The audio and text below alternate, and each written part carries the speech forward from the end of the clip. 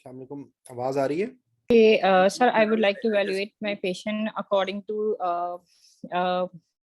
history examination and investigation. Along with myasthenia, I would like to check other comorbids and the functional limitation of the patient and what are the active complaints of the patient regarding this. And myasthenia gravis क्या what होता है? are What is myasthenia gravis? जब basically एक auto immune neuromuscular disease है जिसमें जो है वो वीकनेस इन स्केलेटल मसल्स हो जाती है। न्यूरोमस्कुलर जंक्शंस पे बेसिकली हमारे सर इशू होता है ना, उसका एसिटाइल कोलिन रिसेप्टर की बाइंडिंग जो होती है ना वो डिस्टर्ब हो जाती है। कौन से मेन सिस्टम इन्वॉल्व होते हैं myasthenia gravis में? सर बेसिकली हमारे पास इसमें जो है वो सेंसरी, मोटर और ऑटोनॉमिक, ये तीनों इन्वॉल्व होते हैं। सेंसरी कैसे इन्वॉल्व होता है? सेंसरी नहीं, तीन सिस्टम की किन तीन जगहों पे वीकनेस सबसे ज्यादा इंपॉर्टेंट होती है हमारे लिए एनेस्थेटिस्ट को? किन तीन जगहों पे sir? Respiratory muscle weakness, bulbar weakness, और तीसरी जो होती है वो ऑप्थेल्मिक वीकनेस होती है जो उसकी डिजीज की वजह से होती है। एक्चुअली इनमें से हमें बल्बर और यही इंपॉर्टेंस होती है हमारे लिए। ठीक है, ओके। रेस्पिरेटरी और बल्बर, ठीक है। हाँ जी, तो एनीवेज, तो पहला क्वेश्चन ये हो गया। उसके बाद हाउ विल यू एवेलुएट? आप कोई टेस्ट करवाएंगे इसके में या क्या, कैसे आप कहेंगे कि ये पेशेंट किस जगह पे खड़ा हुआ? टेस्ट इसमें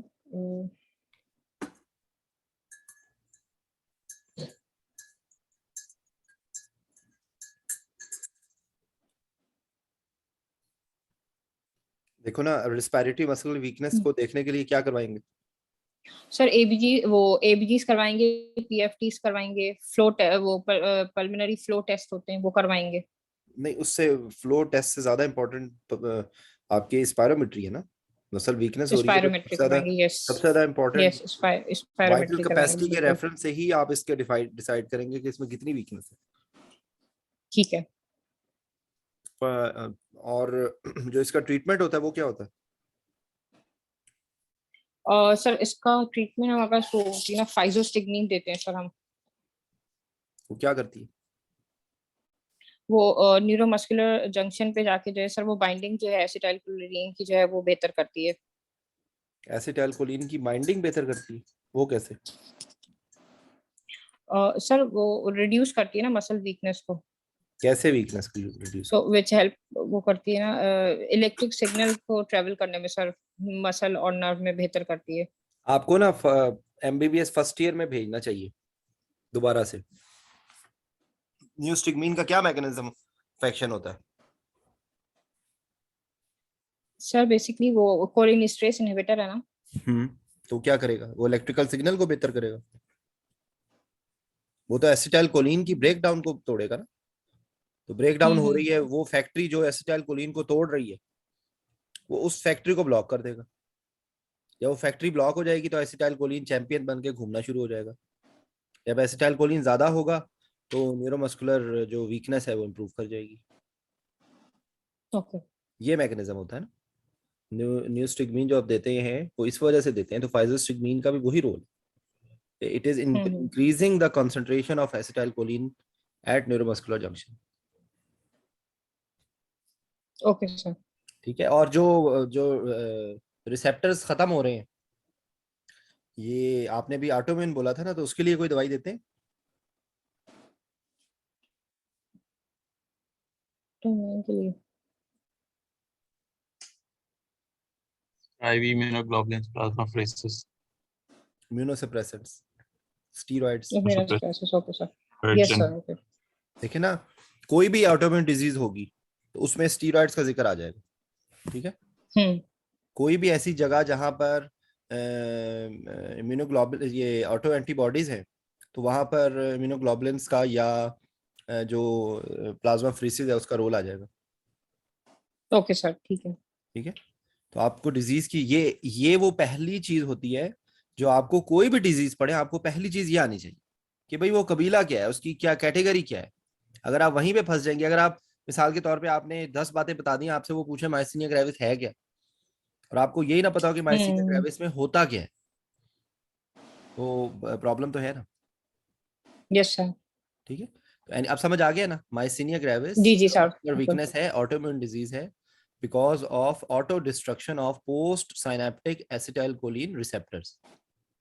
जब वो okay acetyl sir. Choline receptors destroy हो गए हैं, तो जब न्यूरोमस्कुलर ट्रांसमिशन का एंड रिजल्ट जो है वो ऊपर से सिग्नल्स आ रहे हैं, आते गए न्यूरोमस्कुलर हो गए, आगे आके एसिटाइल कोलिन रिलीज हो रहा है प्री साइनेप्टिक वेसिकल से। ठीक है।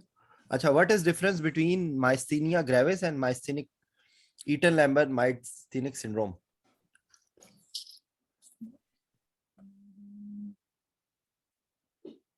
No idea sir.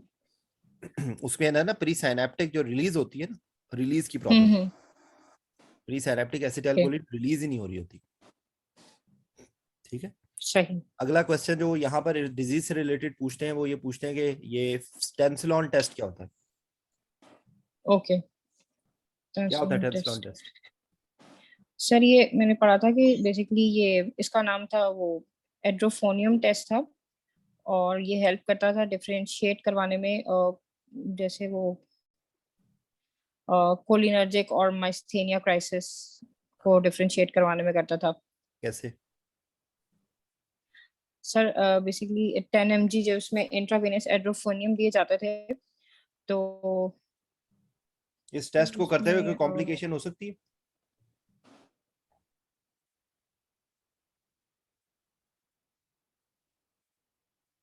जीशान बताओ। इस टेस्ट को करते हुए बेसिकली हमें सबसे पहले अपनी एयरवे की तैयारी करनी होती है। We should be prepared to secure the airway by any means possible. और अपनी सिक्योरिटी सारी रखते हुए फिर हम एड्रोफोनियम पेशेंट को इंजेक्ट करते हैं 5 मिलीग्राम, बल्कि 1 मिलीग्राम की डोजेस में देते हैं। सिर्फ और एयरवे की प्रॉब्लम हो सकती है या कोई और भी चीज हो सकती है? सर ऑटोनॉमिक भी, ब्लड, हार्ट रेट पे क्या ब्लड इफेक्ट होगा? प्रेशर, हार्ट रेट से ब्रेडिकार्डिया, क्योंकि हम फाइजोस्टिक में दे रहे हैं एंटीकोलिनेस्टेज। हाँ, तो ये ब्रेडिकार्डिया तो एबीसी ही याद ग्लाइकोपाइरोलेट रखना, एट्रोपिन एबीसी भी से ही आपको रेगुलेट। समझ आ जाएगा, सिक्रीशंस बहुत ज्यादा हो जाएंगी। देखो ना, जो सिंपल सी चीज है, कोलिनर्जिक दवाई दे रहे हैं तो कोलिनर्जिक सारे इफेक्ट्स आ जाए, सिक्रीशंस बढ़ बिल्कुल सर। जाएंगी, एयरवे कोलैप्स हो सकता है, एपनिया में जा सकता है पेशेंट, ये जो है आपका सीवियर ब्रेडिकार्डिया, कार्डियक अरेस्ट हो सकता है। बिल्कुल। ठीक है, तो ये में जब हम डिफरेंशिएट। देते हैं ड्रग, तो अगर वो माइसेनिक पेशेंट है तो उसकी मसल एक्टिविटी इम्प्रूव हो जाएगी, और दैट विल शो अस के ये माइसेनिया ग्रेविस का पेशेंट है। तो उस वक्त वो इम्प्रूवमेंट पता कैसे चलेगी? ये सवाल सर आना एक तो चाहिए। हम न्यूरोमस्कुलर एक्टिविटी जो हम चेक कर सकते हैं पेरिफेरल स्टिमुलेटर से, पेरिफेरल नर्व और स्टिमुलेटर से कैसे पता डोसेज चलेगा? वगैरह ये होता है पेशेंट क्या का, वो एक्सपिरेटरी इम्प्रूव हो फ्लो जाता रेट है। से स्पायरोमेट्री करके नहीं देखेंगे असूलन? पायरोमेट्री भी। स्पायरोमेट्री से नहीं पता चल जाएगा अगर उसके पैरामीटर्स हम्म। इंप्रूव कर गए, या अगर वो पहले रिस्पायरे, अब अव्वल तो ये कि ये रिस्पायरेटरी डिस्ट्रेस में नहीं किया जाएगा, लेकिन अगर उसके सिम्टम्स इंप्रूव कर गए ना क्लिनिकली, या उसको अगर आप क्वांटिफाई करके देखना चाहें तो आप पल्मोनरी फंक्शन टेस्ट करवा सकते हैं। असल में ये अब ये एक्चुअली क्यों मैं फंस गए ये क्वेश्चन में, उसकी वजह ये है कि ये हमारा काम नहीं, हमने कभी भी नहीं किया ये। ठीक है, लेकिन ये हमारे examiners, hats off to them कि वो मेरे से सवाल पूछा था। अब आप सबसे मैं पूछता हूँ मुस्कुरा मुस्कुरा के, कमीना एग्जामिनर बन के मैं भी, कि what is ice pack test. हालांकि इसका हमसे कोई ताल्लुक नहीं है, लेकिन बहरहाल ये पूछा गया है सवाल, इसलिए मैं आपको बता रहा हूँ व्हाट इज। ये आपने बताना, इनको आपको पता होगा। सहरिश पता है आपको what is ice pack test in myasthenia gravis? तो सर सर इसमें वो मसेटर के पास कुछ आइस पैक रखते थे ना, तो उसके बाद कुछ होता, तो मुझे एग्जैक्टली याद नहीं आ रहा। क्या होगा? एसिटर के पास या पैरोटिड ग्लैंड के पास कहीं रखते थे। उससे क्या होगा? असल में उससे ना इनिबिशन हो जाती है, हम्म एंटी कोलिनेस्ट्रेज, ये जो हम्म जो कोलिनेस्ट्रेज एंजाइम है उसकी इनिबिशन हो जाती है। हम्म। तो जब उसकी ओके। इनिबिशन हो जाती है तो ऑफ्थेल्मिक सिम्टम्स इंप्रूव कर जाते हैं, आई पे रखते हैं। आईलेट पे रखते हैं, आई yes। पे रखते हैं, ओके ओके, यस याद रखते हैं। उससे ठीक है ये। इम्प्रूव हो जाएगा पेशेंट। और उसके बाद आपसे वो अगला सवाल थाइमेक्टमी के रेफरेंस से, क्योंकि ये सिनेरियो जरा बड़ा है, थाइमेक्टमी के रेफरेंस से हम्म। जो है आपको क्या होना चाहिए, थाइमस अगर थाइमस का होगा तो what can be the challenges? Sir difficult airway हो सकता है हमारे पास, हम्म। और रेस्पिरेटरी और बल्बल अगर वीकनेस है तो एस्पिरेशन के चांसेस ज्यादा होंगे। हम्म। और इसके अलावा इन पेशेंट्स में जो है वो सर ड्रग्स के भी कुछ इश्यूज होते हैं इंडक्शन सेंसिटिव कैसे टू करेंगे? रेस्पिरेटरी डिफरेंस है। इंडक्शन कैसे करेंगे? इंडक्शन सर इसमें सर डीप एनेस्थीसिया देंगे और वोलेटाइल एजेंट अलोन भी जो है ना वो इनफ होंगे। डीप एनेस्थीसिया देंगे? आप उसको इंडक्शन करते वक्त इनहेलेशन इंडक्शन करेंगे? अभी आपने बोला है कि एस्पिरेशन का रिस्क है। सर रैपिड सीक्वेंस इंडक्शन करेंगे विद वेरी गुड। सक्सिनाइलकोलिन एंड सक्सामिथोनियम का इफेक्ट इस पे क्या होता है माइसीनिया ग्रेविस?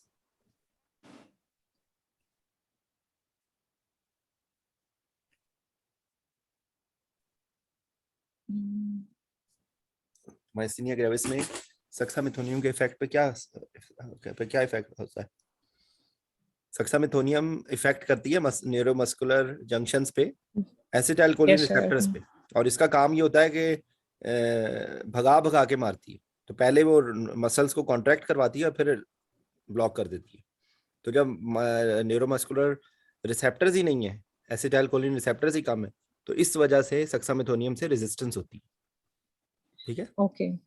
तो सक्सामिथोनियम नहीं। और अब अभी आपने बताया कि इसमें तो ये मैस है ना, it is just like any anterior mediastinal mass, जो यस। केयर आपने रीट्रोस्टर्नल गॉइटर के लिए करनी है, एक्सटर्नल। तो इसके अंदर भी पेम्बर्टन साइन हो सकता है।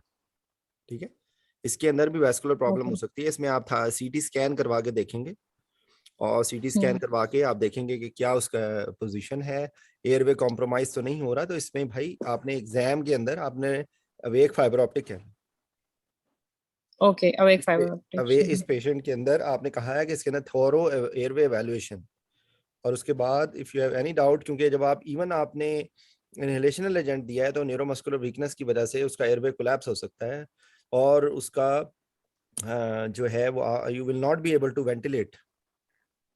ठीक है, तो इसलिए ठीक है सर। आपकी इंडिविजुअलाइज अप्रोच होगी। ये एयरवे से रिलेटेड कहीं पर भी ना अवेक फाइबर ऑप्टिक आपको पता होना चाहिए कि अवेक फाइबर ऑप्टिक ही आपने कहना है।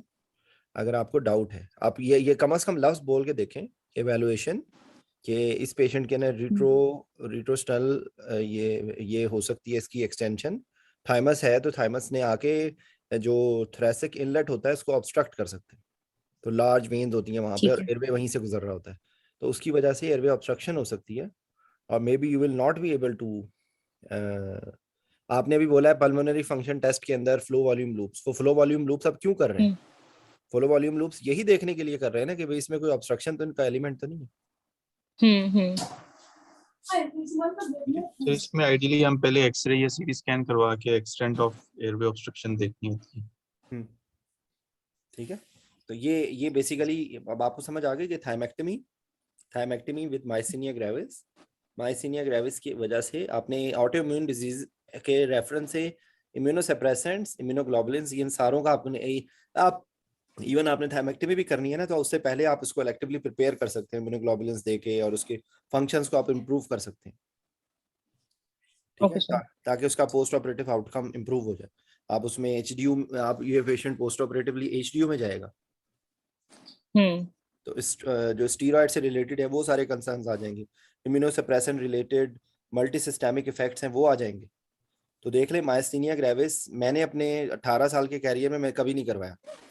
ये मेरी ख्वाहिश है कि अभी तक मैंने आज तक, इत्तेफाक है कि मुझे मौका नहीं मिला, ना थाइमेक्टमी मैंने कभी करवाई है, ना मैंने कभी माइस्थीनिया ग्रेविस का पेशेंट ही नहीं कोई कभी मेरे सामने आया कभी, इत्तेफाक से, इट्स माय लक। लेकिन it's in every other exam myasthenia gravis is being asked, क्योंकि जो इसके एस्पेक्ट्स हैं वो एनेस्थीसिया की केयर को बहुत चैलेंजिंग बनाते हैं। एस्पिरेशन का रिस्क होता है, आपकी वो मेडिकेशन जो आप हर पेशेंट्स में दे रहे हैं वो आप इसमें केयरफुली दे नहीं सकते। ठीक है, और एयरवे से रिलेटेड भी होती है, तो थाइमेक्टमी के रेफरेंस से ये जहन में रखे बात। और कोई बात ईशान इसमें टेंसिलॉन सर टेस्ट? इसमें किसकी क्लासिफिकेशन पूछी जाती है, ऑस्टरमैन क्लासिफिकेशन, 4 हाँ, ग्रेड्स हैं उसके। के बाद इसके जो okay. Non depolarising muscle relaxants हैं वो भी ज्यादा सेंसिटिव होते हैं, तो वो लो डोज में देने होंगे, और प्रोबेबली हमें रिवर्सल भी अवॉइड करना होता है, क्योंकि रिवर्सल तो देंगे इसमें तो हमें सबसे पता नहीं बेहतर कौन चलेगा सा कि होगा मसल रिलैक्सेंट? सर ये सिसेट्राक्यूरियम। सिसेट्राक्यूरियम, ठीक है। और आप 1/10 डोज में देंगे। अगर आपको देने की जरूरत पड़ती है तो आप 1/10 डोज में देंगे, अवॉइड करेंगे, ठीक है। इंट्यूबेशन के लिए आप कह दें कि प्रैक्टिकली स्पीकिंग तो मेरा ख्याल है जहां तक कि आप इनहेलेशन एजेंट से डीप करके इंट्यूबेशन कर लेते होंगे, लेकिन एग्जाम में आपने ये नहीं कहना। एग्जाम में आपने कहना है कि if you have any doubt कि इसके अंदर एयरवे कोलैप्स हो सकता है तो यू विल नॉट गो। आपने सीटी स्कैन किया, उसमें एयरवे की इन्वॉल्वमेंट आ रही है और तो एयरवे की डिस्टॉर्शन आ रही है, तो आप नहीं करेंगे क्योंकि maybe you will not be able to ventilate. ये बात हो गई। स्टीरॉइड्स, अगर पेशेंट स्टीरॉइड्स पे है तो स्टीरॉइड रिप्लेसमेंट का आपको पता होना चाहिए कि किस तरीके से स्टीरॉइड की रिप्लेसमेंट करते हैं, माइनर सर्जरी में, मेजर सर्जरी में, कितनी डोज ले रहा हो वो आपको स्टीरॉइड्स की इंटर कन्वर्शन, वो अगर उन्होंने ये चीज सवाल पूछना हुआ तो वो ये सवाल पूछ सकते हैं, स्टीरॉइड्स की इक्विवेलेंस डोज क्या क्या होती है, कि कितने मिलीग्राम। मुझे ये हर दफा भूल जाता है, हाइड्रोकॉर्टिसोन की क्या equivalence with dexamethasone, with methyl prednisolone, with DMPHC formula है इसका। क्या है? DMPHC, diabetes mellitus Punjab health care commission, methyl prednisolone, diabetes mellitus, आगे डीएम PHC, ये आप मैसेज में लिखो जरा, 145/2025। या मैसेज में लिख दो फॉर्मूला। ये किसी जमाने में मुझे याद था, मुझे भूल जाता है, रिवाइज नहीं किया तो। एनीवेज आपको ये डोजेस की इंटर कन्वर्शन आनी चाहिए और आपने कैसे रिप्लेस करना है ये पता होना चाहिए। Okay. सर आरएसआई में इसमें हम सत्ता में सुनी बोलेंगे ना इसमें, अगर नहीं आरएसआई कर देखिए, रहे हैं आपने हम लोग। आरएसआई तो हम कर ही नहीं रहे ना, जी यही तो मैं आपको बता रहा हूँ कि अगर आरएसआई आप नहीं करेंगे। आप ये कह दें कि अगर आपके पास सुगामेडेक्स अवेलेबल है तो आप रोकोरोनियम दे सकते हैं, ठीक सर। क्योंकि आप रिवर्स कर लेंगे ना। जी जी अगर आपने डोज दी है और पेशेंट नहीं इंटुबेट हुआ तो आपको वैसे ही सेंसिटिविटी है तो आपको लो डोज देनी पड़ेगी रोकोरोनियम की भी, और आपके जी पास अवेलेबल है सुगामेडेक्स, आप फौरन उसको रिवर्स कर लेंगे। एक ये ऑप्शन सेफ है, दूसरी ऑप्शन सेफ है अवेक फाइबर ऑप्टिक, ठीक है। ठीक सर। सक्सामेथोनियम देके तो आपके पास कोई ऑप्शन ही नहीं है ना, क्योंकि डोज ज्यादा देनी पड़ेगी, और जो डोज ज्यादा देंगे तो फेज 2 ब्लॉक में जाने के चांसेस होंगे, जो सेम लाइक नॉन डिपोलराइजिंग, वो डिलेड और इफेक्ट। सर ये एक्सट्यूबेशन में हम लोग मतलब रिवर्सल में देंगे, खुद ही मेटाबोलाइज होगा ऐसे ही रिवर्सल आप वेट अवॉइड, करेंगे। रिवर्सल आप दे सकते हैं, लेकिन आप रिवर्सल अवॉइड करते हैं साइड, मतलब लाइक ये कि वो आपके पास tricky, reversal is not contraindicated, लेकिन एक्चुअली रिवर्सल देने की जरूरत नहीं पड़ती अगर आपने डोज कम दी है और आपने सिसेट्राक्यूरियम दिया है और आपका न्यूरोमस्कुलर आपने मॉनिटरिंग किया है और पेशेंट रिवर्स हो गया है तो आपने नहीं देना, ठीक सर। ठीक है। एक चीज वो risk factor for post op ventilation है। हाँ, ये प्री ऑपरेटिव एवेल्युएशन के अंदर आपने ये 5 पॉइंट्स बताने हैं, बता दो जियान। उसमें एक तो लेंथ ऑफ डिजीज है, 6 ईयर से ज्यादा हो, आपका जो ड्रग्स पेशेंट ले रहा है फाइजोस्टिकमिन की डोज 750 मिलीग्राम पर डे से ज्यादा हो, और वाइटल कैपेसिटी 2.5 या 2.9 लीटर से ज्यादा थी, और कोई कम और रेस्पिरेटरी से साथ कम इन्वॉल्वमेंट है। Vital capacity, sir yes sir, sorry, इतने से कम है, 2.9 लीटर से कम है, और साथ एडिशनल कोई रेस्पिरेटरी डिजीज है पेशेंट को। ठीक है। तो ये Okay. मतलब यानी कि ये अगर फैक्टर्स होंगे तो पोस्ट ऑपरेटिव वेंटिलेशन की जरूरत ज्यादा चांसेस है, ठीक है।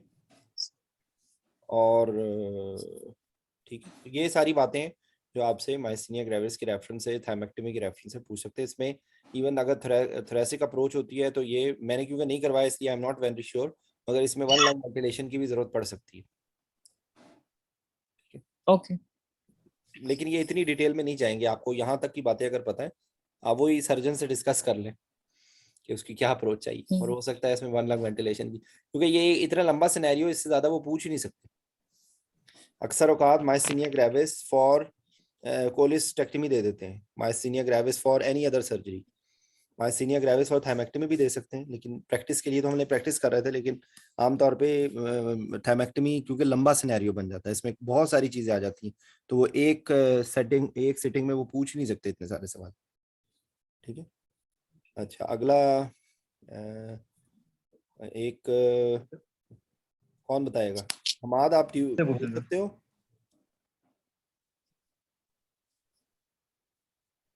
सर, मुझसे हमाद, पूछ आवाज रहे आ हैं। रही है? ओके फैसल, आप बता दो।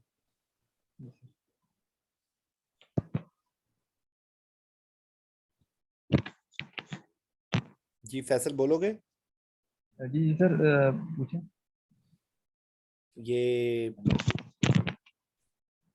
3 महीने का बच्चा है, उसकी सरकमसिजन होनी है, कोई मेडिकल डिजीज नहीं है, सरकमसिजन करवानी है। How will you conduct? जी सर।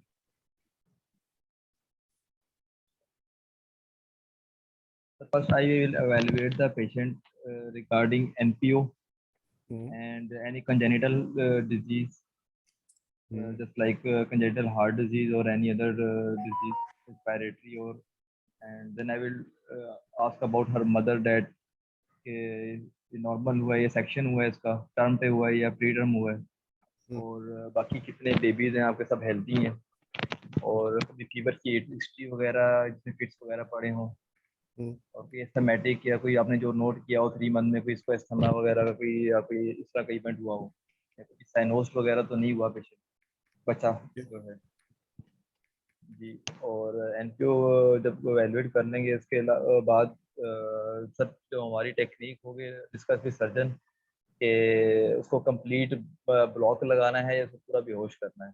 अगर तो वो कहते हैं कि जीए में करवाना है, तो फिर हमारा जो हमारा एनेस्थेटिक प्लान होगा कि हम 3 महीने का बच्चा एलएमए लोकल में में करवाएगा?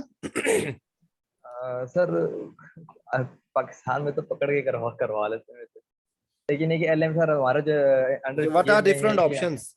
आप इसमें क्या सर क्या ये लगा कर सकते हैं? सर एक तो जीए में अगर हम करवाएंगे तो जीए में हम एलएमए में करवा सकते हैं इस पेशेंट बच्चे को, एलएमए और रीजनल डालने में से पहले कुछ करेंगे और कोई सर ऐसी फ्री चीज है ऑक्सीजन। जो आपको हेल्प कर देगी? सर एक एमला करीम होती है फॉर आईवी लाइन यूज करने के लिए, इसके अलावा कुछ हम सिडेशन दे सकते हैं फ्री ऑफ, कोई ताकि बच्चा रीजनल में कोई ऑप्शन होगी आपके पास? सर कॉर्डल ब्लॉक लगाते हैं। कितनी डोज देंगे? और सर इसकी डोज देंगे हम बच्चे को 0.125 0.125 क्या? 0.1 होंडा? पर हाँ सेगमेंट। ये हाँ हाँ हाँ, यामाहा 125। नहीं सर, जीरो, सर इसकी डोज मुझे 0.125 पर अच्छा, ब्यूपिकेन की सेफ डोज कितनी होती है? सर इसकी सेट डोज होती है 1 to 2 मिलीग्राम पर सेगमेंट नहीं, पर केजी पर। देखो अब अगर और मेरे पास इस वक्त बॉम्ब होता ना, तो मैं बॉम्ब फेंक देता आपके ऊपर। सर क्योंकि जो बंदा और एग्जाम और देने जा रहा है उसको ब्यूपिकेन की डोज नहीं आती, तो ये तो जुल्म है ना। सर 2 मिलीग्राम पर केजी। 2 to 3 मिलीग्राम पर केजी 2 सर सही मिलीग्राम रहेगा। पर केजी। जी सर, ये 2 मॉर्गन मिलीग्राम पर मॉर्गन शरीफ में 3 मिलीग्राम लिखी हुई है, 3 milligram is too much. 2 milligram पर केजी। रुपेवा जी केन की सर। 2.5 मिलीग्राम पर केजी है, ब्यूपिकेन की 2 मिलीग्राम पर केजी है। आप किसी भी रीजनल एनेस्थीसिया के सोर्स में जाके देख लें, वो आपको यही मिलेगा। और ऐसी खास जी तौर पे इसकी मैं आपको एक्सेप्शन बता देता हूँ, ऐसी जगह जहां पर ज्यादा चांसेस हों एब्जॉर्प्शन के, वहां पर आपने इससे ज्यादा डोज नहीं देनी। ठीक ठीक है? सर। कुछ प्लेसेस होंगी जहां पर रिलेटिवली कम चांसेस है, वहां पर अगर आपने थोड़ी डोज ज्यादा भी दे दी है तो एब्जॉर्प्शन कम होगी, तो क्लिनिकली उसका इफेक्ट नहीं आएगा। लेकिन अगर आप स्पाइनल एपिड्यूरल की बात कर रहे हैं, एपिड्यूरल की बात कर रहे हैं या कॉर्डल की बात कर रहे हैं, स्पाइनल में तो खैर बहुत ही कम डोज होती है। लेकिन ये है कि ये उसका कॉन्सेप्ट ध्यान में रखें बात। तो ये आपको आर्मिटेज बच्चों के एनेस्थीसिया के अंदर आपको कॉर्डल एनेस्थीसिया की डोज हर सूरत आनी चाहिए। वो उसके लिए क्या रेजीम होती है, उसका क्या नाम होता है Faisal? Armitage regime. Armitage regime. 3 महीने के बच्चे का एक्सपेक्टेड वेट कितना होगा? 3 मंथ का होगा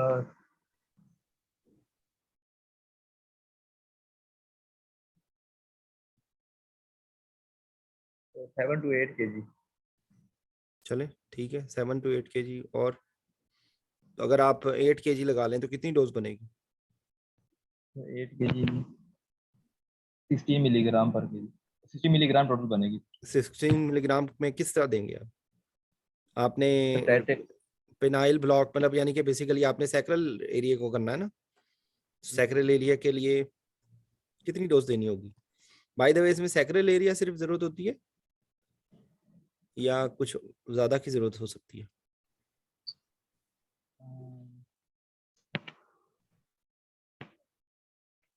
सरकमसिजन के सिर्फ सैक्रल सेगमेंट ही चाहिए होंगे ना? जी सर। कितनी डोज, कितनी ml चाहिए होगी आपको? सर सैक्रल में तकरीबन 4 ml आप लगा सकते हैं, 4 to 5 ml। फॉर्मूला बताएं ना फार्मूला कैसे? ऑर्गेनाइजेशन का फार्मूला। सर ये फार्मूला मुझे 0.5 to 1 ml पर kg होगा ना, ऑफ सिक्कर 0.25 के लिए 0.5 ml पर केजी है, लंबर के लिए 1 1 ml। ml पर केजी, रखो लंबर 1.25 ml पर। इसमें देखो दो बातें ध्यान में रखो, एक है वॉल्यूम और एक है सेफ डोज। ठीक है, अगर मिसाल के तौर पे 5 kg का बच्चा है तो 5 kg की तो सेफ डोज ही 10 मिलीग्राम है। ठीक है, तो एक जो ml होता है, एक मिनट बताइए, आपको लिख के बता देता हूं।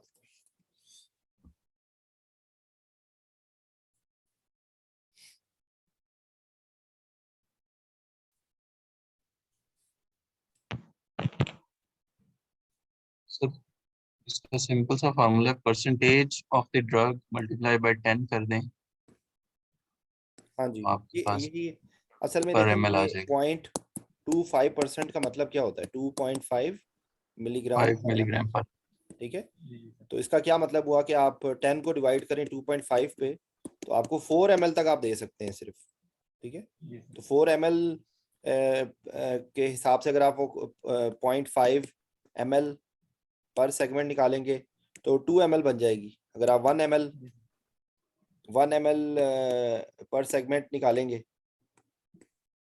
तो 4 ml बन जाएगी। ठीक है, तो ये इसका एक रफ है। अगर मिसाल के तौर पे वो आपने 1.5 ml आपको T10 तक का चाहिए मिसाल के तौर पे, तो अब आपको 1.5 ml चाहिए, तो अब आप क्या करेंगे? अब आपको फिर कॉन्सेंट्रेशन, क्योंकि आप यूजुअली उसमें एनाल्जेसिया के लिए देंगे ना, तो आप इसकी कॉन्सेंट्रेशन कम करेंगे, 0.125 कर 0.125 कर देंगे या 0.2 कर देंगे, जो जिस क्योंकि एनाल्जेसिया 0.0625 to 0.25 तक आपको मुख्तलिफ लेवल्स ऑफ मिल सकता है। तो आपने सेफ डोज को नहीं क्रॉस करना। ठीक है, ठीक सर। ये समझ आ गई ये बात? जी नहीं सर आ समझ गई। आई? नहीं समझ आई तो मैं फिर बता देता हूँ। 2 मिलीग्राम पर केजी डोज है, 0.5 to 1.5 ml per segment, sorry per KG. KG है, in different sacral to thoracic. 1.25 तक है। चलो 1.25 होगी, 1.5 overall thoracic to high to lumbar to thoracic. ठीक है, तो ये इसका रोल है। तो अब आपने mls जो है वो आप, अगर आपको 0.25% वैसे चाहिए, अगर आप चाहते हैं तो फिर आप इसकी रिड्यूस कर देंगे, 0.1 तक चले जाएंगे, 0.125 या 0.1 तक चले जाएंगे। ठीक है, ठीक है, मतलब ये एनर्जेटिक डोज हम 0.0625 से लेके 0.25 तक एनर्जेटिक डोज है। हाँ ठीक है, मतलब आपको देखो ना, ये बच्चा खाली इस ब्लॉक में तो सर्जरी नहीं करवाएगा ना, जी सर, ये पोस्ट ऑप के लिए थोड़ा सा वो ये है। तो आपने अगर LA में डाल दिया है, आपने इसको LA में डाल के आप साथ ये ब्लॉक लगा देंगे तो बहुत आपको इजीली हो जाएगा, पोस्ट ऑप एनाल्जेसिया भी हो जाएगा। जी जी सर। ठीक है, तो अदरवाइज सर्जन जो है वो पिनाइल ब्लॉक लगा सकते हैं, तो पिनाइल ब्लॉक का भी आपको 1 to 2 ml दोनों बेस पे, बेस और पीनस पे, दोनों साइड्स पे लगा देंगे। जी सर। ठीक है, तो ये एक अभी सिनेरियो पूरा है। प्रोसेस है। मैंने कल कौन सा और केस ऑफ पीनस में हम उसको पहले नीडल जब इंजेक्ट करते हैं तो सिम्फिसिस प्यूबिस को टच करते हैं और फिर थोड़ी सी विड्रॉ करके सिम्फिसिस प्यूबिस के नीचे जाते हैं, मतलब उसको क्रॉस करना होता है। और वहां पे जब एक पॉप फील होगा तो फिर हम डायरेक्ट फेशिया बेसिकली हम क्रॉस कर लेंगे, वहां पर इंजेक्ट करेंगे। Both sides। अच्छा, और हाँ अच्छा, एक पेशेंट है जीशान, ये आप बताओ, एक पेशेंट है हाइपर थायराइड। ठीक है, हाइपर थायराइड पेशेंट है फॉर थायराइडेक्टमी। तो पहले तो ये कि what are different causes of hyperthyroidism, how will you evaluate, how will you optimize the patient for surgery, and then what are the concerns during total thyroidectomy, what are post operative problems. तो तरतीब से आप सारा बताओ शाबाश।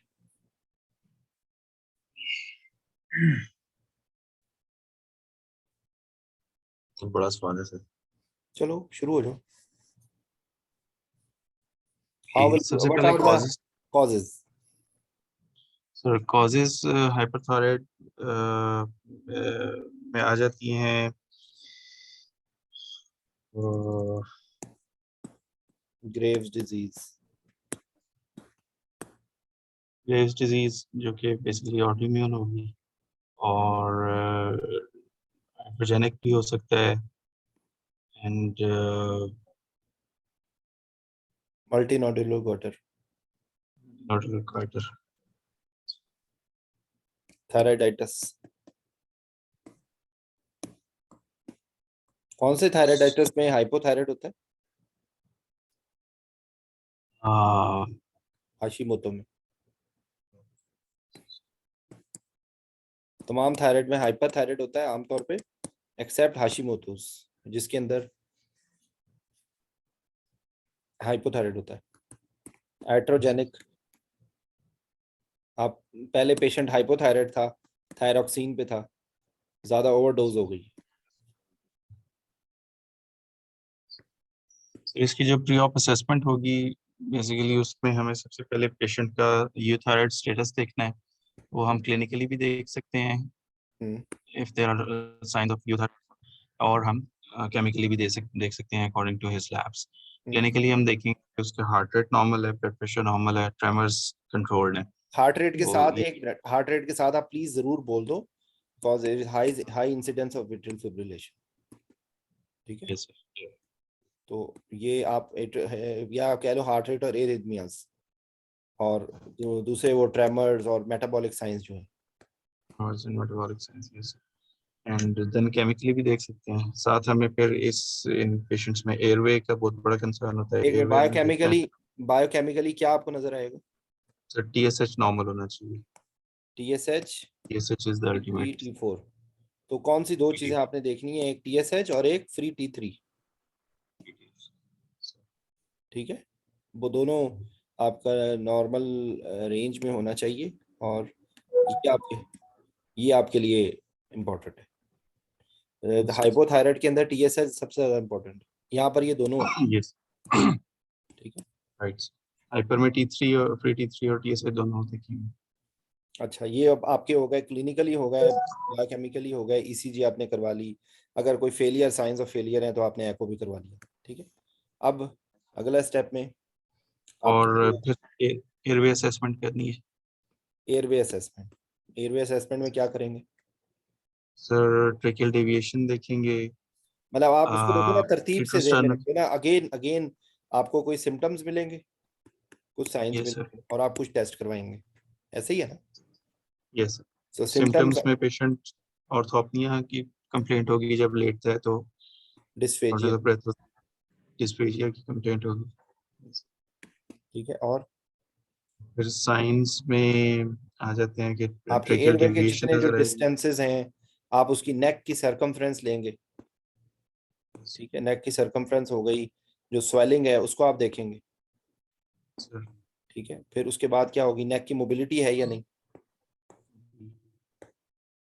Retrosternal extension retrosternal, और deviation. Deviation, tracheal deviation आपको नजर आएगी, और और फिर एंगॉज नेक पेन्स अगर एयरवे। हाँ ठीक है, ओके। टनल। फिर उसके बाद उसके सर बाद हम टेस्ट कुछ कौन कौन टेस्ट से भी कर करवाएंगे? सकते हैं। सर इसमें हम एक्सरे करते हैं, थोरेसिक इनलेट का एक्सरे, और सीटी स्कैन भी करवा सकते हैं। लेटरल एक्सरे नहीं फ्रंट, होता है, नेक का नहीं होगा? Yes sir. ट्रेकियल कंप्रेशन कैसे पता चलती है? सर वैसे वो थोरेसिक इनलेट में भी नहीं नजर आती। पता नहीं यार मुझे, मेरे ख्याल से लेटरल एक्सरे नेक में होता है। ये thoracic लैटरल व्यू में देखते हैं। लेटरल व्यू में देखते हैं, ठीक है, सीटी स्कैन होगा, ठीक है। और ये जब आप जो उसकी well being, thyroid well being में बता रहे थे ना, तो उसके लिए थायराइड Yes. स्कैन जरूर बताना है, राइट सर। ठीक है। और थायराइड अल्ट्रासाउंड भी होता है। यस ये स्कैन के अंदर तो वो डाई देते हैं ना, वो डाई लेता है या यस नहीं, ठीक है। और आपकी यानी कि अब आपने साइन सिम्टम्स इन्वेस्टिगेशंस की बेस में आपने देख लिया, आपने कहा कि भाई ये यू थायराइड है और ये इसका एयरवे जो है ना वो कोलैप्स्ड, मतलब लाइक कि वो है एयरवे डिफिकल्ट है इसका, ठीक है, ट्रेकियल कंप्रेशन है, साइंस ऑफ ट्रेकियल कंप्रेशन आ रहे हैं, तो अब आप इसका एयरवे का मैनेजमेंट का कैसे प्लान करेंगे? So airway management may first of all we should have help. We should have all kind of difficult airway equipment, which will include fiber optic, different sizes and different types of blades, and LMA. All these equipment should be available. Or when we will proceed for airway, we will go for inhalational induction in this patient. देखो अब आप फंस रहे हो ना, आपको इतनी दफा समझाया फिर आप वही गलती कर रहे हो। अब एक फाइबर ऑप्टिक कहने में आपको क्या प्रॉब्लम है? सर एक फाइबर ऑप्टिक भी ठीक है, लेकिन उसमें भी वो कहते नहीं है कि वो मतलब छोड़ दो, तो छोड़ दो। अगर देखो एक्सपर्ट ओपिनियंस में ना जाओ, तुम्हारे अंदर ये गलती है, एक्सपर्ट्स में ना जाओ, पहले एग्जाम पास कर लो फिर एक्सपर्ट बनना। ये आपको इसे इतना मैं होता है, वही प्रैक्टिकली स्टडी स्पीकिंग की बात आपने डिफिकल्ट एयरवे में नहीं बोलना। ये आप अगर वो आपको कहें कि अब एक फाइबर ऑप्टिक की फैसिलिटी नहीं है या इमरजेंसी सिचुएशन आ गई है, तब आप कहो कि ये कर सकते हैं। लेकिन अगर इस तरह के पेशेंट में जिसमें मैंने आपको कह दिया कि ट्रिकियल कंप्रेशन है, तो फिर भी आप इनहेलेशन इंडक्शन कर रहे हो। इनहेलेशनल इंडक्शन करेंगे उसका एयरवे कंप्रेस हो जाएगा, can not intubate, can not ventilate scenario हो जाएगा, ठीक है। तो आप ना बोलो, अब आप अवेक फाइबर ऑप्टिक बोलो, और आप उसमें वो अगला वो सवाल आपसे ही पूछेंगे, एक्सपेक्ट कर रेडी रहना है कि कैसे करेंगे अवेक फाइबर ऑप्टिक।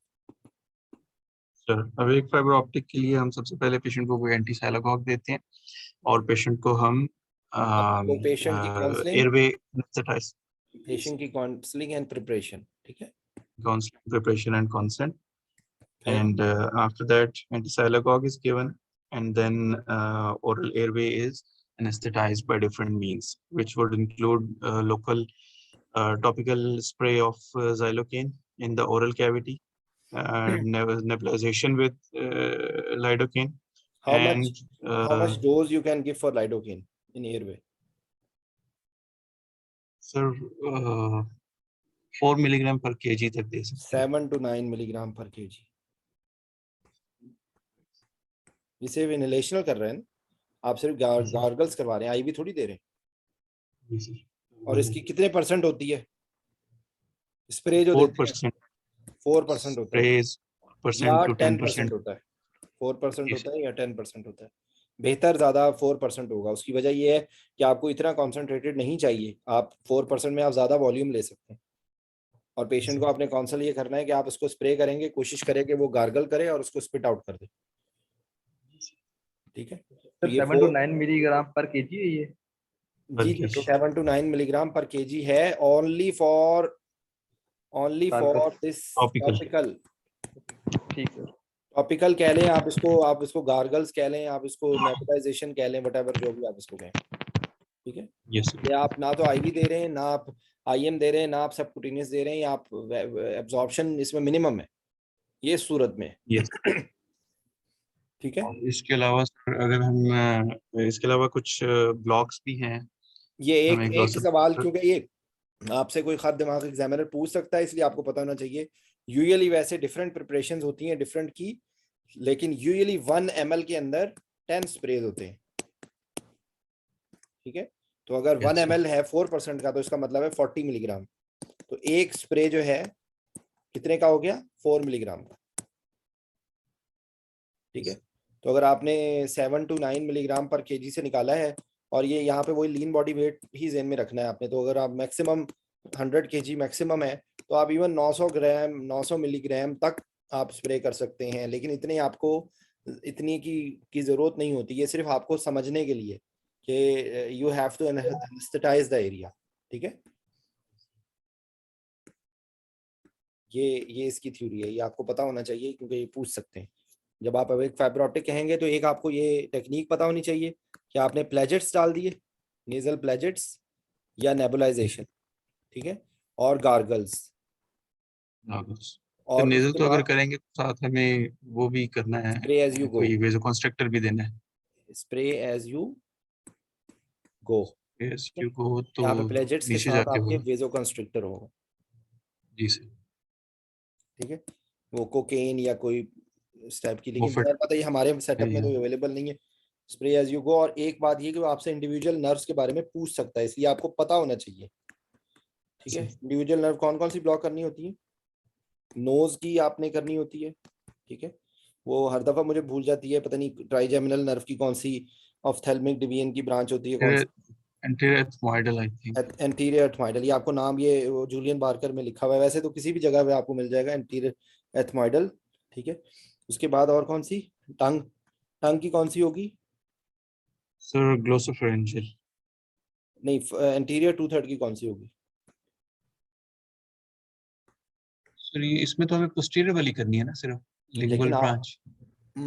आपको टंग की नर्व सप्लाई पूरी ब्लॉक करनी है ना, पेशेंट गैग करेगा।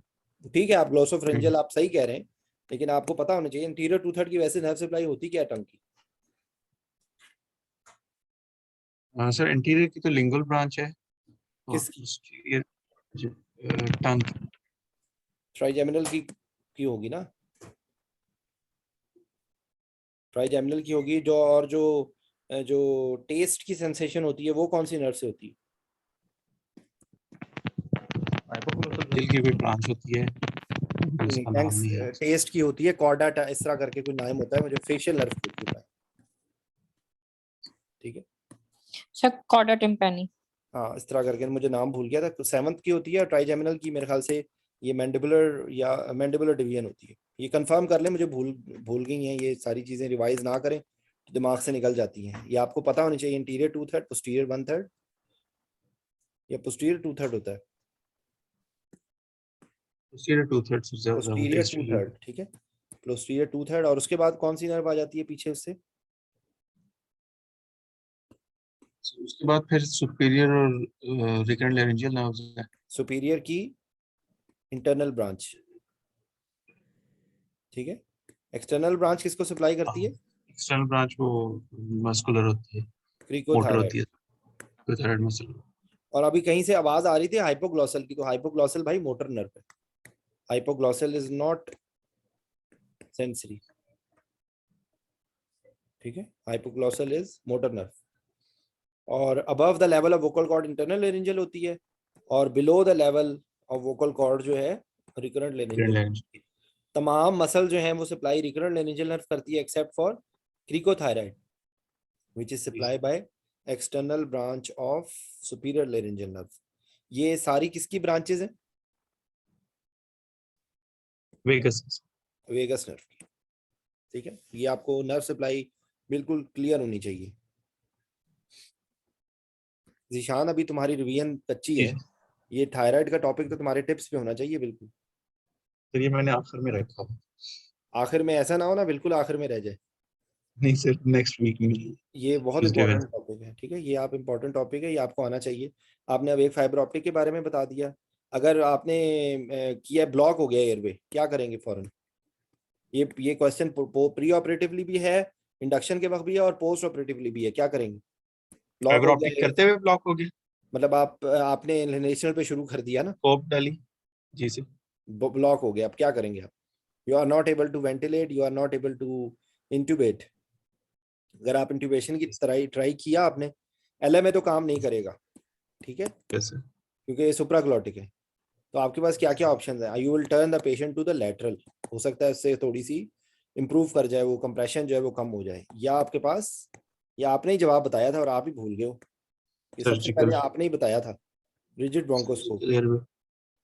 रिजिड ब्रोंकोस्कोप, समझ आ गई बात कि अगर एयरवे कोलैप्स हो गया है ठीक है।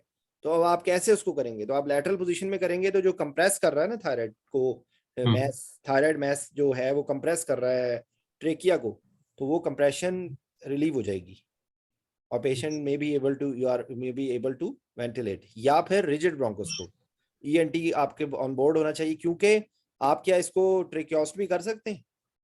Tracheostomy is very, tracheostomy is not possible.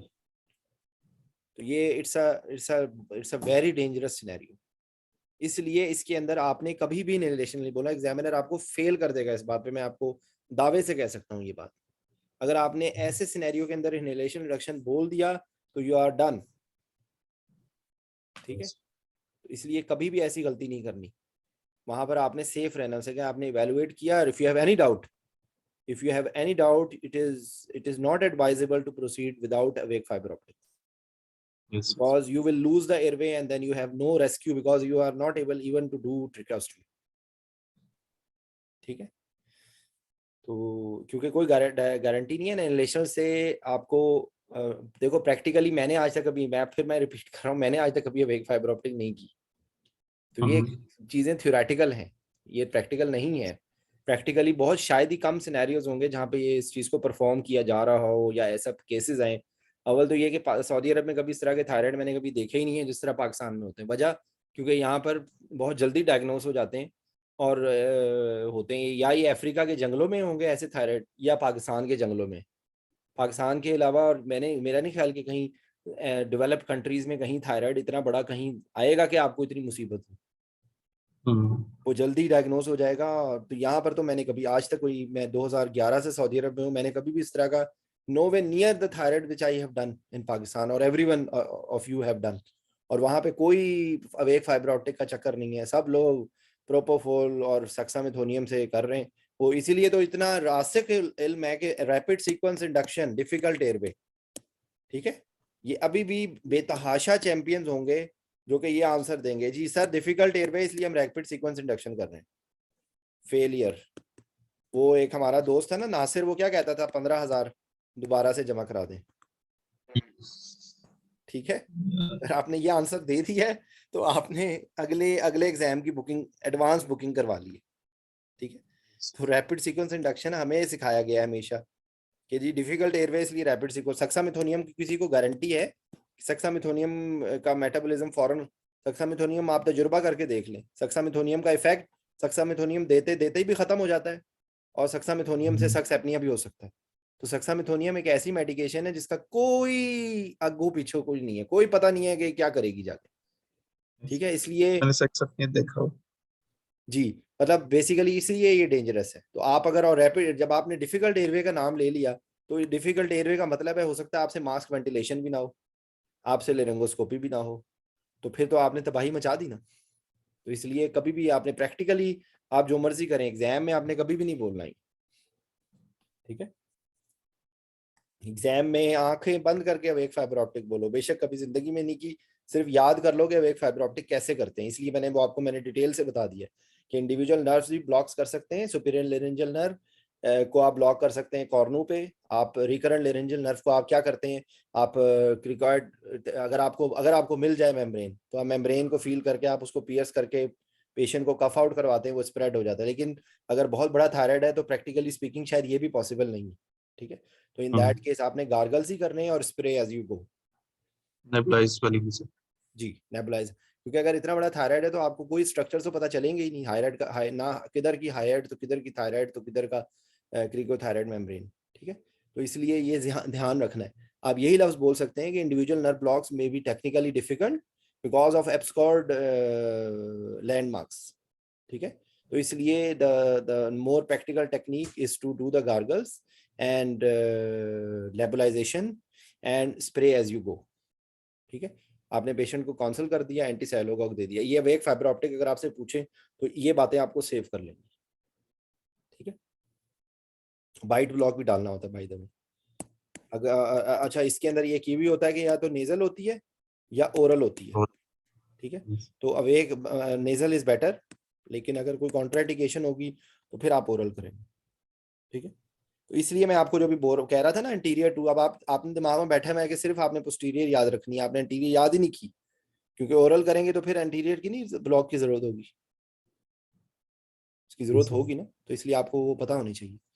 ठीक है जी। तो उसके बाद आपका आपने इंटुबेट कर दिया, और क्या क्या थायराइड के सर्जरी के रेफरेंस से क्या क्या प्रॉब्लम्स हो सकती हैं?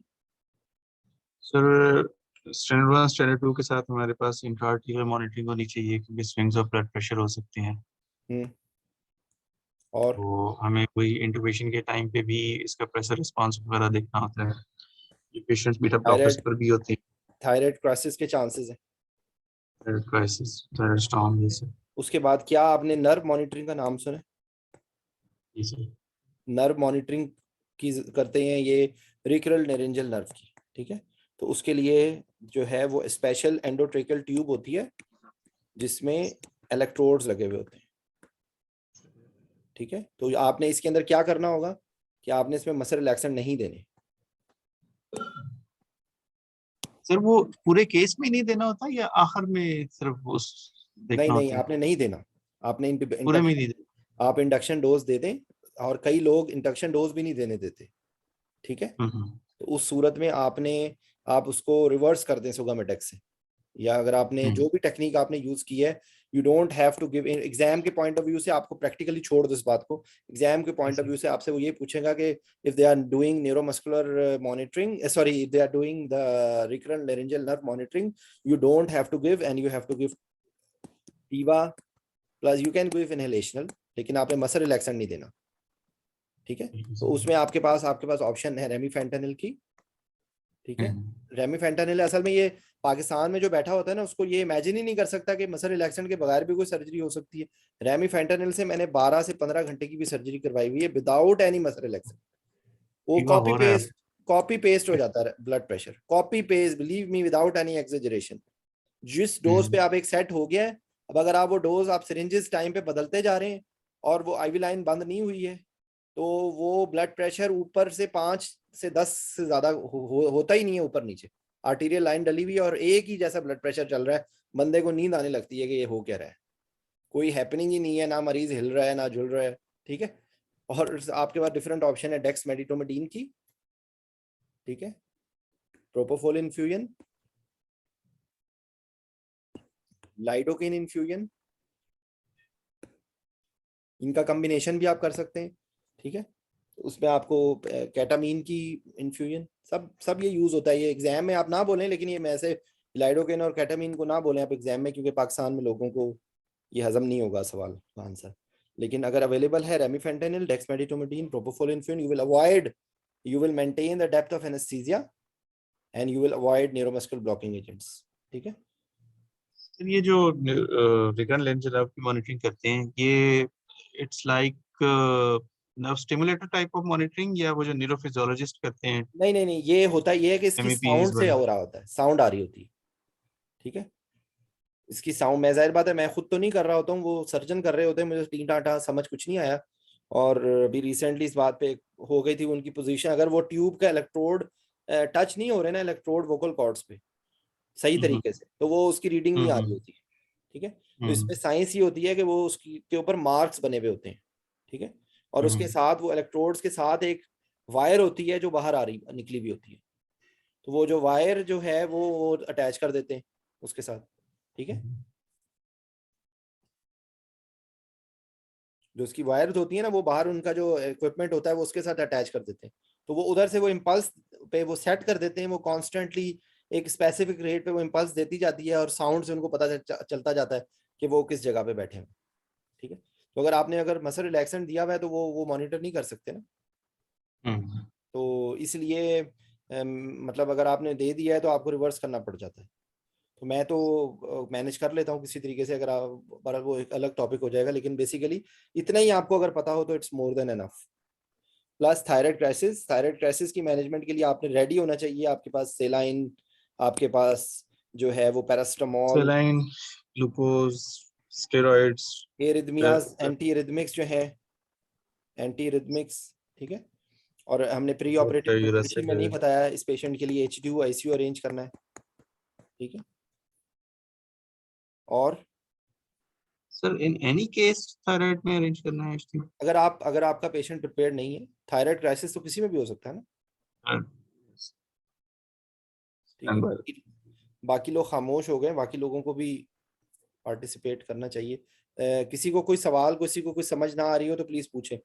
एयरवे की प्रॉब्लम्स हो गई थायराइड में, उसकी उसका जो है वो यूथायराइड हो गया, ठीक है, और उसके बाद आपका जो है वो थायराइड क्राइसिस।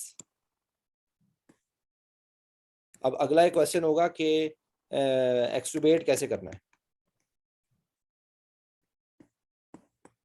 लीक टेस्ट का क्या चक्कर होता है, और नर्व इंजरी होगी तो क्या होगा,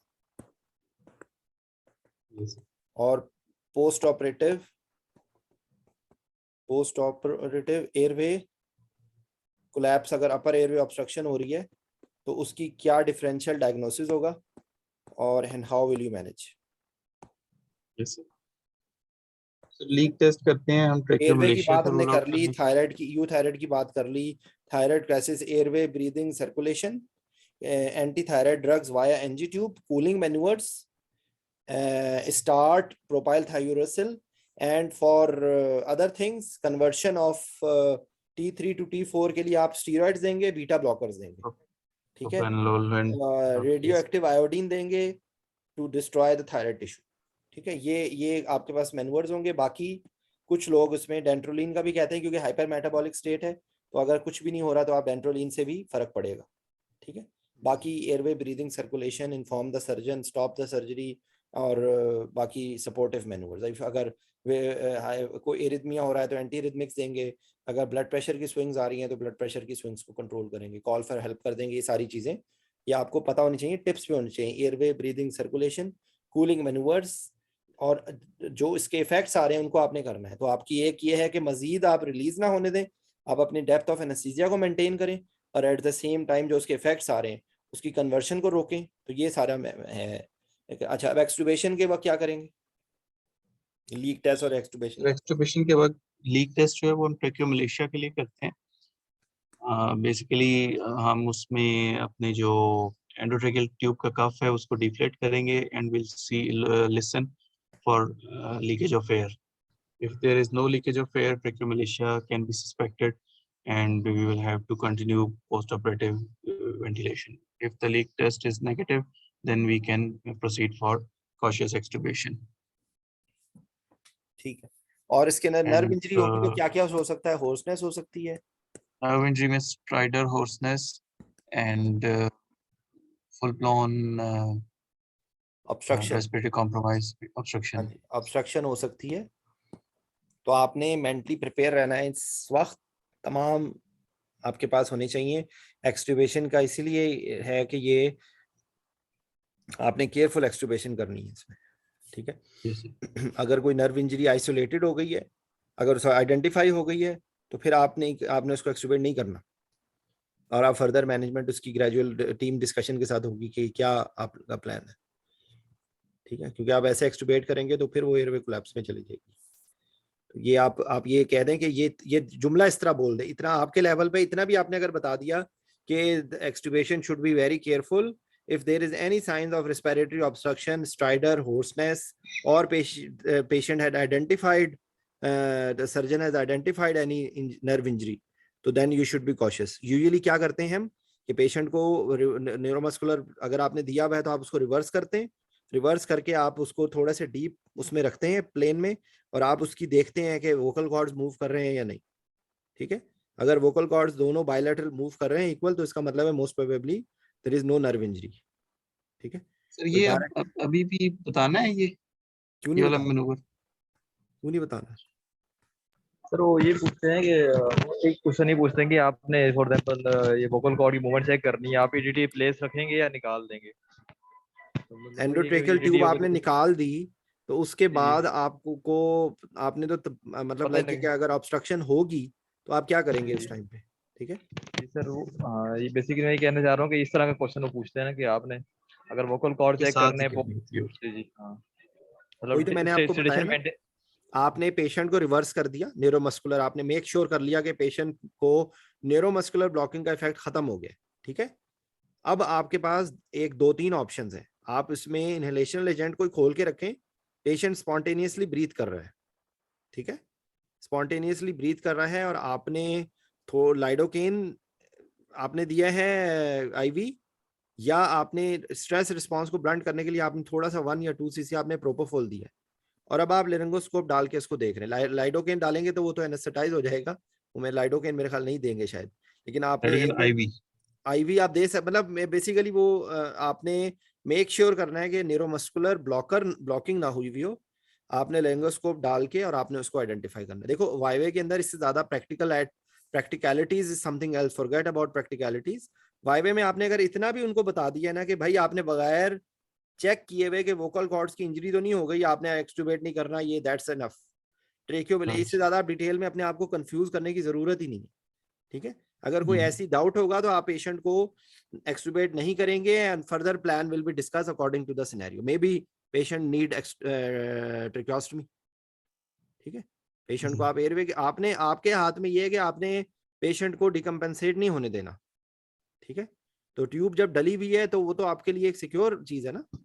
जब आपने ट्यूब निकाल दी और वोकल कॉर्ड्स की इंजरी को देखा ही नहीं और आपने ट्यूब निकाल दी, प्रैक्टिकली सब देखो, फिर मैं वही कह रहा हूँ कि प्रैक्टिकल सिनेरियो को भूल जाओ, प्रैक्टिकलिटीज इज समथिंग डिफरेंट। आप सिर्फ ये बोलेंगे कि आप लेरिंगोस्कोपिक स्ट्रेस रिस्पांस को ब्लंट करके मेक श्योर करेंगे कि पेशेंट का न्यूरोमस्कुलर ब्लॉकिंग इफेक्ट से वापस आ गया, and you will do directly visualise the vocal cords bilateral movement. दूसरा आप कर लेंगे leak test. If you are suspecting long standing large thyroid, you are expecting tracheomalacia, आपने इवन पहले की थी। अच्छा, टेस्ट में ना एक टेस्ट भूल गए जीशान, नेज एंडोस्कोपी, ठीक है। नेज एंडोस्कोपी हमने पहले डिस्कस की थी, एक्चुअली बहुत देर हो गई है, मैंने असल में नमाज नहीं पढ़ी, आज छुट्टी थी, मैं भी छुट्टी मना रहा था। ये मेरे ख्याल अभी हम इसको यहाँ पे रोकते हैं। थायराइड का जो है ना, यही चीजें होती हैं पोस्ट ऑपरेटिव। अगर एयरवे कोलैप्स है ना तो उसके अंदर वही आपकी एयरवे ब्रीदिंग सर्कुलेशन की अप्रोच है। आपने ऑक्सीजन किया, आपने नेबुला, और इसके अंदर अगर आप एडिमा एयरवे सस्पेक्ट कर रहे हैं तो नेबुलाइजेशन विद रेसिमिक एपिनेफ्रीन भी आ जाएगा, ठीक है। और उसके अंदर जो है अगर कोई हीमाटोमा है तो हीमाटोमा के लिए आप फौरी तौर पे सर्जन को कॉल करेंगे और you should have you will open the stitch, ठीक है। अगर सर्जन नहीं आ रहा तो आप खुद ओपन कर देंगे स्टिच, अगर you are expecting this thing. और इस मौके पे पोस्ट ऑपरेटिव एयरवे जो ऑब्स्ट्रक्शन है, इसके अंदर आप एलएमए डाल सकते हैं, ठीक है, या नहीं। सुप्राग्लॉटिक आप डाल सकते हैं या नहीं? डाल सकते हैं। अगर आपको जरूरत पड़ती है एबीसी को मेंटेन करने के लिए तो आप प्रॉप अप करेंगे और हाई फ्लो ऑक्सीजन करेंगे, और आप ये कर सकते हैं अगर एयरवे की ऑब्स्ट्रक्शन हो रही है। You can try about it otherwise, क्योंकि वजह क्या है, वजह ये है कि इंट्यूबेशन भी सिंपल नहीं होगी, इंट्यूबेशन इसकी डिफिकल्ट होगी। एडिमा हुआ होगा तो आप यू कैन ट्राई आईजेल या एलएमए, और इन द मीन टाइम आपको फिर आगे है सर्जन ने आके हीमाटोमा को ड्रेन किया है या तो आपकी एयरवे ऑब्स्ट्रक्शन, यानी कि पोस्ट ऑपरेटिव इमीडिएट पोस्ट। और ये क्वेश्चन पूछा जाता है कि सर्जन आपको रिकवरी में बुलाया गया है और पेशेंट को डिस्ट्रेस हो रहा है तो आपको क्या करेंगे आप उसको। अच्छा, बात ये है कि वो आपसे डिस्ट्रेस का सिनेरियो भी दे सकते हैं, तो इसमें थायराइड क्राइसिस भी हो सकता है उस टाइम पे, ठीक है। रेजिडुअल जो टिश्यू है उसकी वजह से थायराइड क्राइसिस भी हो सकता है और एयरवे ऑब्स्ट्रक्शन भी हो सकती है, ठीक है। तो एयरवे ऑब्स्ट्रक्शन में आपने एबीसी करके आपने रेजिडुअल एनेस्थीसिया को रूल आउट करना है, ठीक है। रेजिडुअल एनेस्थीसिया में आपका बेंजोडाइजेपिन अगर आपने दिया है या आपने इनहेलेशनल ज्यादा दिए हैं, अभी तक वो पूरी तरह मैक वापस ही नहीं आया है, ओपियाइड्स हो सकते हैं या न्यूरोमस्कुलर ब्लॉकर्स हो सकते हैं। तो आपने रेजिडुअल एनेस्थीसिया को रूल आउट कर लिया। कोई और उसमें कोई बाकी जल्दी आपने सारे कॉजेज को रूल आउट करना है। कोई इलेक्ट्रोलाइट इम्बैलेंस तो नहीं है, कोई न्यूरोलॉजिकल प्रॉब्लम तो नहीं हो गई, ठीक है। तो ये सारी चीजों को आप रूल आउट करके, और आपने साथ देखा उसके वुंड को ओपन करके देखा कि वहां से कोई ऑब्वियस आपको हीमाटोमा तो नहीं नजर आ रहा, ठीक है। और आप इमीडिएटली आपने कॉल फॉर हेल्प की, सर्जन को बुलाया, और अगर कोई भी डाउट है तो आप ओपन कर देंगे, ठीक है। ये और एक जो चीज रह गई है वो है पैराथायराइड के रेफरेंस से। तो पैराथायराइड की वजह से जी जो हाइपोकैल्सीमिया जो है वो आमतौर पे 24 to 72 आवर्स के बाद होता है, वो इमीडिएट नहीं होता। अगर आपको फिर भी डाउट है तो आप उसके एबीजीज कर लें, में आप आयनाइज्ड कैल्शियम देख लें। ठीक सर। अगर जरूरत होती है तो आप उसको कैल्शियम ग्लूकोनेट या क्लोराइड दे दें। ठीक है, ये थायराइड मैंने डिटेल से बहुत दफा डिस्कस किया हुआ है और एक्चुअली थायराइड के लिए कम से कम 2 घंटे चाहिए अगर आप सारे पॉइंट्स को क्लियरिफाई करना चाहते हैं। तो थायराइड आपको हर सूरत आना चाहिए और भाई अभी कर लो और प्रैक्टिस कर लो, क्योंकि थायराइड तो हर सूरत हर दूसरे मरीज से, डायबिटीज, हाइपरटेंशन, थायराइड, ये तकरीबन हर दूसरे, लेप्रोस्कोपिक सर्जरी, हमने TURP कर लिया, रात को हम कर लेंगे एक क्विकली रिवाइज कर लेते हैं डायबिटीज हाइपरटेंशन। ठीक हो गया सर।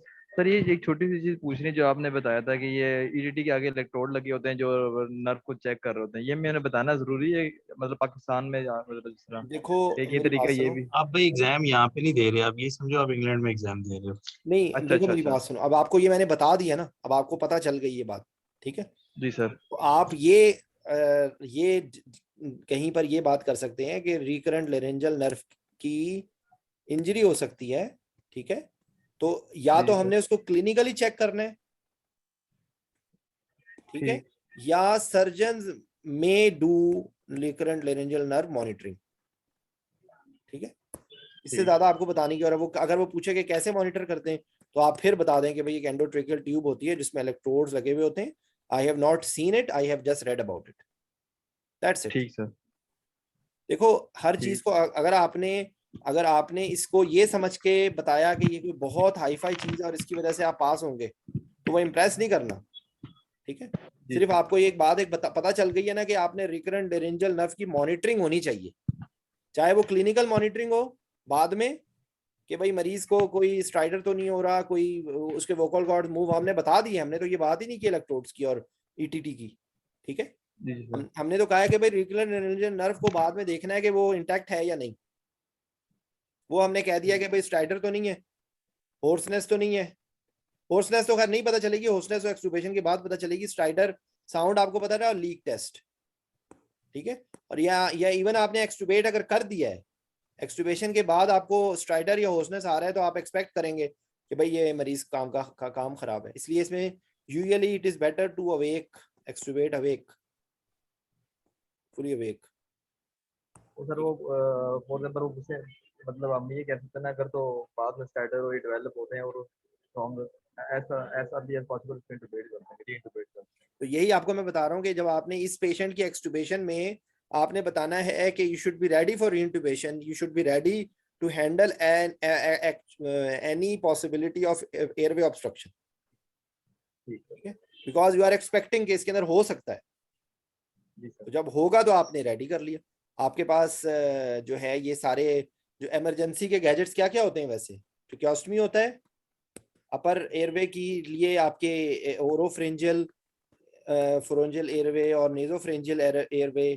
ठीक है, सुप्राग्लॉटिक एयरवे डिवाइसेस, और फिर उसके बाद आपकी एंडोट्रेकियल ट्यूब्स होती हैं और ये सारा कुछ होता है ना। तो ये सारी चीजें आपकी, लेरिंगोस्कोप्स भी डिफरेंट, लेरिंगोस्कोप डिफरेंट ब्लेड्स के, और एक एक्वाई वगैरह। एक्स्ट्रा जो है वो है आपका रिजिड ब्रोंकोस्कोप।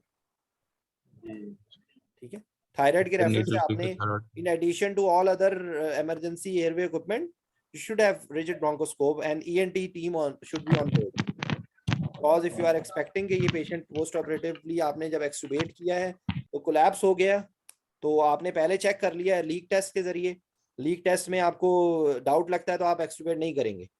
ठीक है, और अगर आप यू विल रिकंसिडर इट, आप सारी टीम्स को इन्वॉल्व करके देखेंगे कि भाई क्या करना है। ठीक है, तो ऑप्शंस ये हैं। अगर आपका काम है कि एयरवे का आपने अपने हाथ से नहीं जाने देना, अगर आपने उसको कह दिया कि मैं उसको देखूंगा और एक्सटुबेट कर दूंगा और फिर प्रॉब्लम होगी तो देखी जाएगी, कर लाएंगे, तो फिर आप फेल हो जाएंगे। ठीक है,